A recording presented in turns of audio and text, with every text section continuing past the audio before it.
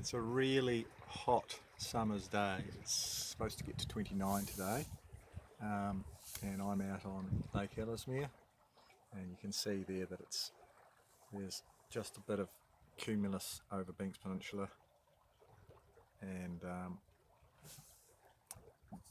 that's about it. So she's pretty hot. Hiking out on a paradox. It's pretty tricky. All you can do is hook your feet under the side deck and then just lean out on top of the cabin. But you know, it's kind of working. There's the chine there, and there's the wake. I'm probably doing about 3.5 knots to 4 knots, I think. Upwind. So here we are again. So yeah, hiking out as best I can in probably about a 7-knot breeze, something like that.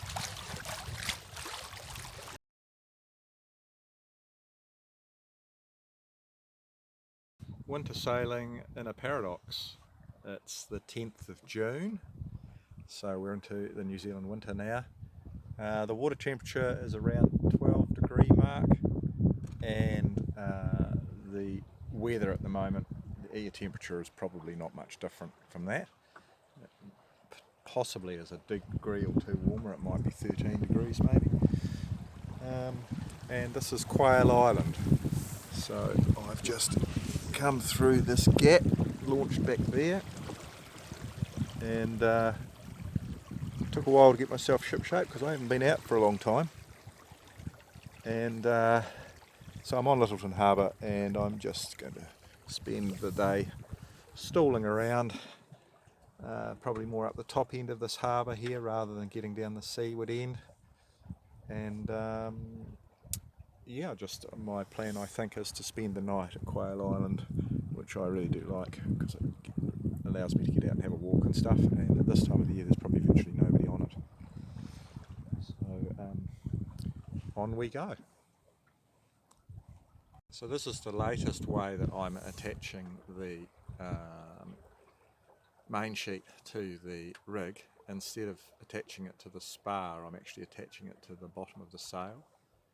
And my reasoning for that is that way the spar doesn't come under any pressure at all. And so no pressure on the spar, so the spar won't break because the spar is only being compressed, and that's it. Look at that. There's somebody else on a boat out here. I'm amazed. And they're on an open boat too, so they're going to be getting wet. They must be in a wetsuit. But I'm staggered at that because in the wintertime usually there's nobody out. I will try and pass by this person and have a chat to them. No, she was a young girl, probably in her early 20s somewhere, and gave me a wide berth. Didn't want to talk to some old character in a woolly hat sitting in some weird boat, so she just gave me a wide berth and kept going. Not to worry, that's the way things go when you get a bit long in the tooth. This here is a scuttling area or graveyard for boats. This was in the 1870s, 80s, those kind of times. Boats came out here from the UK delivering settlers, and then if the boat wasn't really up to it, they scuttled it here. So there's quite a few. There's about 7 or 8 boats buried just in this little bay here. We're going across the harbour here. It's quite strong, but when you're inside like this, you don't even notice. It's like, well, what's going on? I'm just kind of sitting here looking at the scenery.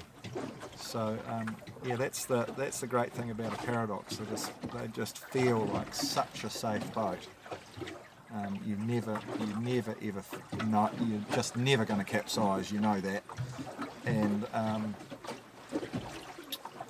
pretty much you're not really exposed to the elements. So it kind of feels like it's like being in a small car. Well, I've got a bit of tidal assistance here, I'm pretty sure, because I'm regularly exceeding 5 knots. I've actually seen it top out at 6 so far, and so yeah, I'm just cranking along a big time here. It's not going to take me very long at all, and I'll be at Quail Island, my destination. So been a nice day, quite chilly, that's for sure, but another boater came over and made sure I was alright. He thought I was drifting into the cliffs, but I was actually anchored. He didn't realise that, and he's finally taken his boat out. His name's Mike, and there's Mike back there somewhere. Pretty sure he's in the picture. Yeah, so Mike's finally getting out for a sail. As is always the problem with a bigger boat, it's a bit of a pain. You know, you've got to find somebody to help you. You know, there's so many things that need to be done with, you know, maintaining motors and all this sort of stuff. Quite regularly, doing 5.5. I've even seen 6.1 knots. Look at the landscape, just charging fast. Amazing.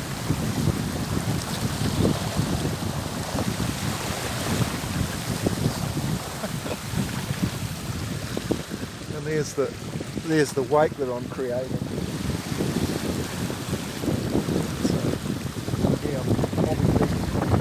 I guess it's because the wind's quite strong, so I'm digging a bit of a hole for myself probably.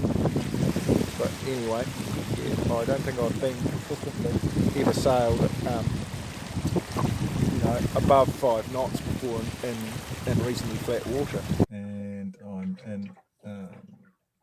at Quail Island in the sheltered, well, in theory it's supposed to be sheltered, but in actual fact there's a southerly wind blowing straight in here, which has to be the northeaster blowing backwards. And so I just basically sailed until I hit the mud.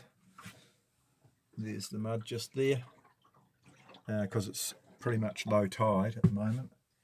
And I've put out a whole lot of line on my anchor, and gradually I'm expecting to be pushed in on this mud a little bit further until eventually the tide lifts the boat and I'll end up facing into whatever the conditions are. Wintertime sailing is, you should consider it. The winds are much more regular and gentle because the Earth's surface isn't being heated so intensely, and I've always had good experiences with wintertime sailing. Obviously it's cold, but in a paradox, really, that you can discount that because you're in a cabin and so you're not really that cold.